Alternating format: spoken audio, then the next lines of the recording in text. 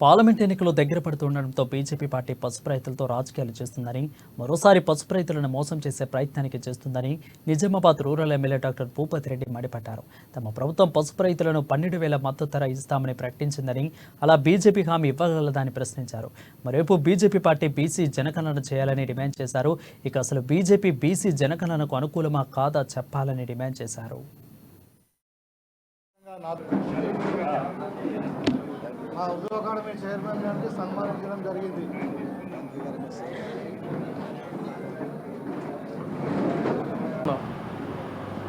Congress party ఒక agenda తీసుకుంది. ఇవాళ జనాభాలో 55% మంది బీసీలు ఉన్నారు. వాళ్ళ జనగణన చేయాలి, వాళ్ళ స్థితిగతులు ఏంటిది, మరి వాళ్ళ ఎడ్యుకేషన్ స్టాండర్డ్స్ ఏంటి, వాళ్ళ రెగ్యులర్ మంత్లీ ఇన్కమ్ ఏంటిది, మరి వాళ్ళకి ఇండ్లు ఉన్నాయా, ఉద్యోగాలు ఉన్నాయా, వాళ్ళ స్టేటస్ ఏంటి తెలుసుకోవడానికి ఒక బీసీ సెన్సెక్స్ను కాంగ్రెస్ పార్టీ డిమాండ్ చేస్తుంది. అధికారంలోకి వస్తే మేము పెడతామని చెప్తున్నాము కేంద్రంలో. ఇప్పుడు మన రాష్ట్రంలో మేము 29 రాష్ట్రాల్లో మొట్టమొదటి రాష్ట్రము. మా నాయకుడు రేవంత్ రెడ్డి గారి ఆధ్వర్యంలో మరి అసెంబ్లీలో తీర్మానం చేసి తెలంగాణలో ఫస్ట్ బీసీ జనగణన చేయాలని మేము కోరుకుంటున్నాము. తీర్మానం కూడా చేసినాము. ఇవాళ నేను అడుగుతా ఉన్న బీజేపీ వాళ్ళని ఏంటంటే, మీరు బీసీ జనగణనకు అనుకూలమా కాదా?